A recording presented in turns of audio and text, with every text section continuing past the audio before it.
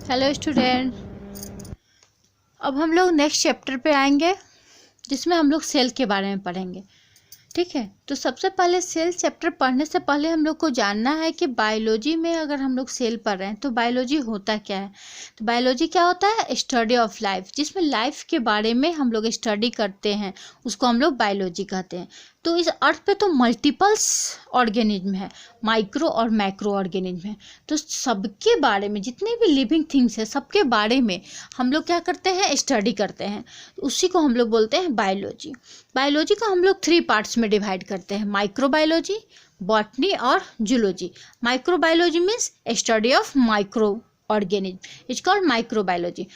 Botany क्या हो गया? Study of plant is called botany. Study of animals is called zoology. तो ये हो गया कि हम लोग माइक्रोबायोलॉजी किसे बोलते हैं, बॉटनी किसे बोलते हैं, जूलॉजी किसे बोलते हैं।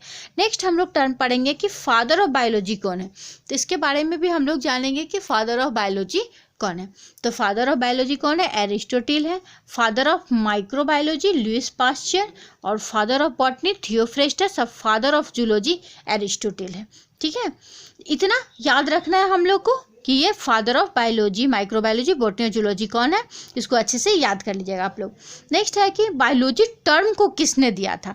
तो जेबी लेमार्क ने सबसे पहले इस टर्म को प्रपोज किया। सबसे पहले कोई भी साइंटिस्ट जब किसी भी चीज़ के बारे में आविष्कार करते हैं, खोजते हैं, डिस्कवर करते हैं, तो क्या पता चलता है। तो सबसे पहले जिन्होंने प्रपोज किया रहता है, सबसे पहले जिन्होंने बताया रहता है, उनको बोलते हैं प्रपोज द टर्म। तो जेबी लेमार्क ने 1802 ईस्वी में टर्म को, बायोलॉजी टर्म को प्रपोज किया था कि बायोलॉजी एक ऐसा टर्म है जिसके अंदर हम लोग माइक्रो बायोलॉजी, जिसमें माइक्रो ऑर्गेनिज्म, प्लांट और एनिमल के बारे में हम लोग स्टडी कर सकते हैं। नेक्स्ट है हमारा स्टडी ऑफ सेल। अब हम लोग स्टडी ऑफ सेल्स के बारे में पढ़ेंगे कि साइटोलॉजी। तो एक आपका टॉपिक हो गया साइटोलॉजी। साइटोलॉजी क्या है? जहाँ पे हम लोग सेल के बारे में स्टडी करते हैं। तो study of cell is called cytology. और सेल होता क्या है? Each and every type of living organism made up of a basic और fundamental unit is called cell. यानी कि प्रत्येक ऑर्गेनिज्म, छोटे से छोटे, बड़े से बड़े, सारे लिविंग ऑर्गेनिज्म जो होते हैं एक बेसिक फंडामेंटल यूनिट से बने होते हैं, जिसको हम लोग सेल बोलते हैं। तो सेल क्या हो गया? Cell is the basic structural and functional unit of living organism.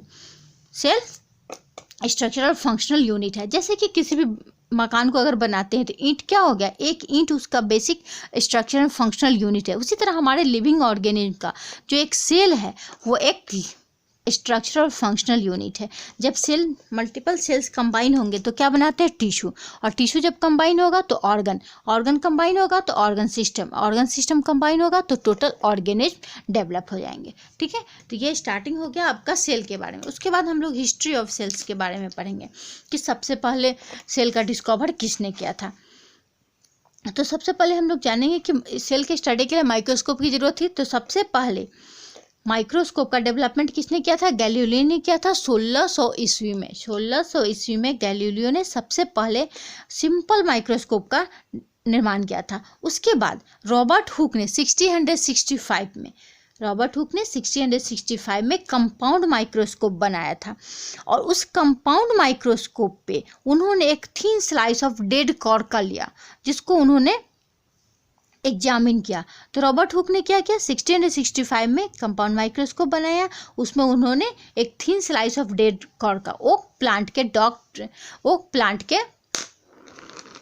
Bark का, ओक प्लांट के टिरके,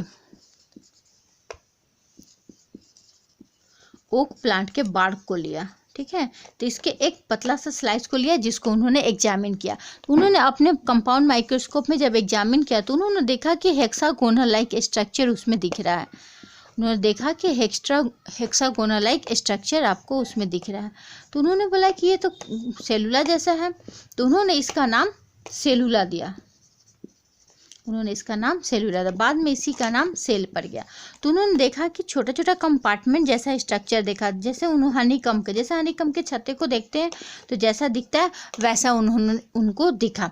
उसके अंदर सेल ऑर्गेन थे, लेकिन उस कंपाउंड माइक्रोस्कोप में इसके डिटेल पूरा नहीं दिख रहा था। उसके बाद फिर इलेक्ट्रॉन माइक्रोस्कोप आया, तब जाकर उसमें पूरे डिटेल सेल्स का पता चला। तो राइबोसोम ने जब सेल का डिस्कवर किया था तो किस में किया था? ओक ट्री के प्लांट से किया था।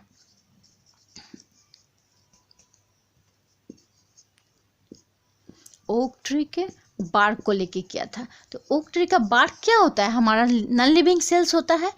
तो हमारा ये सेल का रॉबर्ट हुक ने जिस सेल का डिस्कवर किया था वो क्या था? Non living.